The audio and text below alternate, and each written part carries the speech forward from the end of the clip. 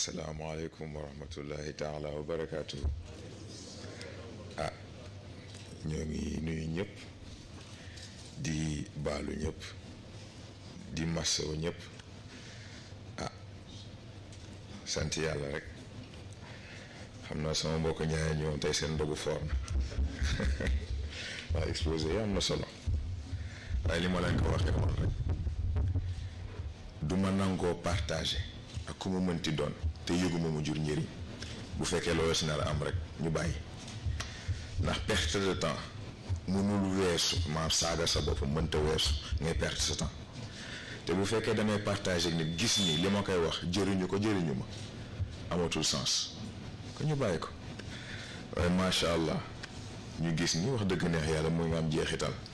yàlla yàlla xeet dolli man daal dama xamul tey mu muy demee ndax xëy na sax lundi amoon na question yu jib yoo xam ni xëy na tontu ko waroon na waaye da ngay xam ni boo ci duggee doo mën a indi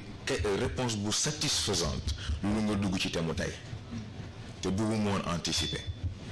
xanaa ñu xool lu ci xaj rek ñu ñëw ci bi si njëkk xëy na sax ñëwaat na tey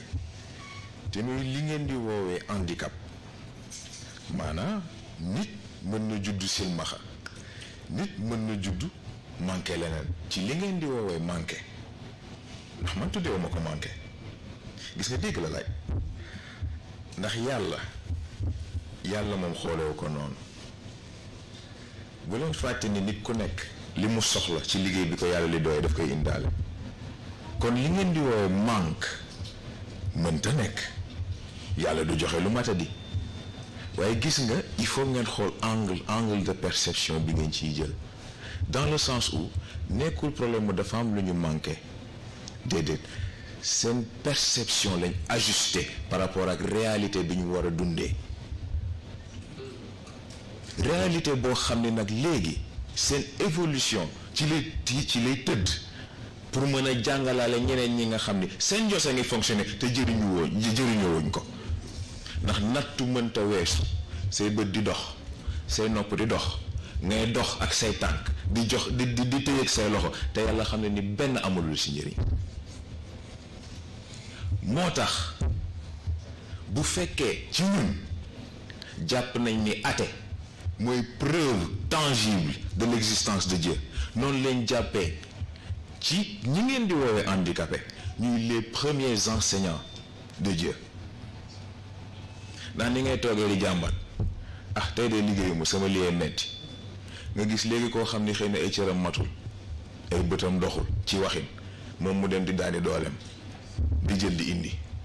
boo ci xoolee di nga ami jom de noonu rek la toll moo tax ñoom sax seen processus d'évolution am na fu leen ci yàlla di jàppale li tax boo leen seetloo ku ñàkk ay bëtam noppam gën a baax te kon imprécision bi bët daan indi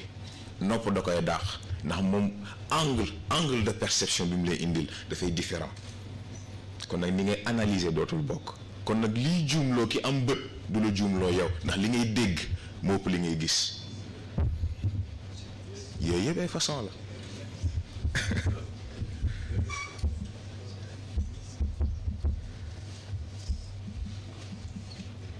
waaw bi ci des xëy na ñoo ngi tudd baatu alimentation waaye alimentation yi dafa am lu ci Serigne Cheikh wax te mooy li mu wax ni dugub ak dund bokkul dugub ak dund bokkul nit amal alal bu dul jeex amal ressource yu dul jeex lekkal matin midi soir taxul nga dund nit ñàkkal lépp ne la lépp rëcc ne lépp jafe ci yow waaye yàlla dundal la foofu li nga ciy jàngee lenn la xam nga sax ñoo ngi indi Cheikh El Hadji Malick indi Serigne Babacar waaye gis nga yooyu ay enseignement la ndax gis nga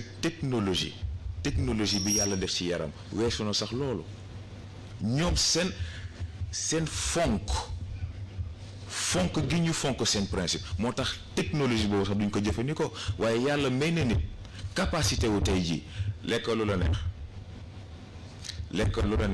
di nga trier sa yaram lan la ci nangoo absorbé li si des yëpp ay génn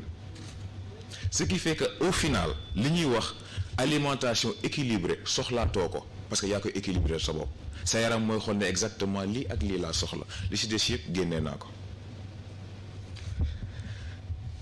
ci loolu aussi loolu yëpp xam nga Pape Cheikh Sarr koy indi léegi théorie wu Darwin gis nga déggoo dafa jafe ndax en effet dafa juum comme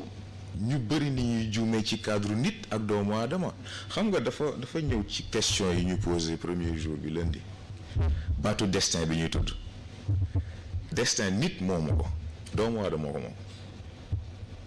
nit moomul destin volonté la moom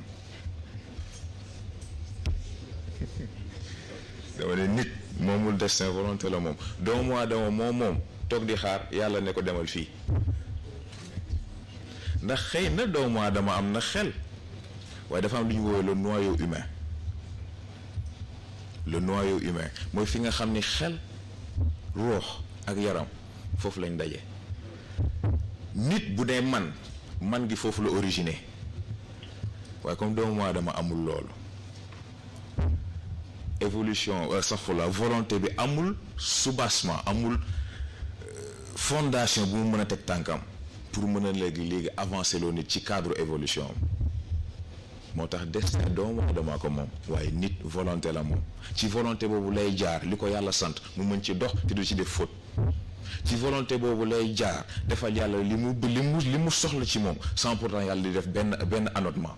ci loolu lay jaar ba def liggéey bi nam ko war a defee te bu pare kenn du ko teg amende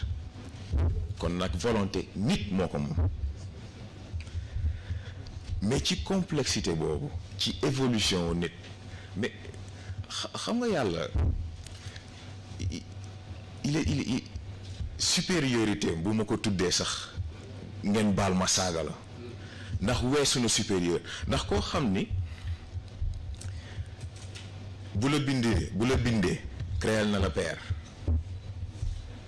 et pourtant père ba ku ci nekk la ngay jëriñ moo ci sa morom moo tax xam nga bu ñuy tudd ay baatu genre ak yooyu dañoo déggul dañoo comprendre ni góor ak jigéen dañoo bokk fu ñuy nekk waaye seen rôle ak seen objectif seen finalité c'est pas la même chose ndax xanaa xamoon ni tey ji góor évolution mënta jaar yoon loolu mook soxnaam diggante bi demee ni mu war a demee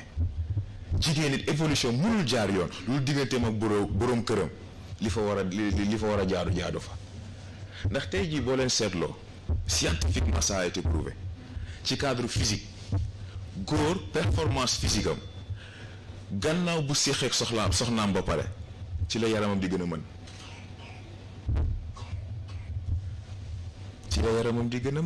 te loolu performance physique rek la bokkul nag léegi effet bi mu am ci xel bokkul ak effet bi mu am ci ruux bu fekkee nag léegi diggante bi moo ngi tege ci yàlla dëggam muy beneen affaire mais jigéen aussi ak lim ciy jëlee mais lan moo tax règle am règle jigéen moomu ko règle jigéen moomu ko góor a ko moom ndax boo leen seetloo góor gannaaw acte sexuel ci la xelam di gën a yeew ci la xelam di gën a clair ci la analyse am di gën a précise moo tax daf koy soxla di ko soxla waaye dina am moment boo xam yàlla daf koy naan kaay il faut que ma natt la règle digg si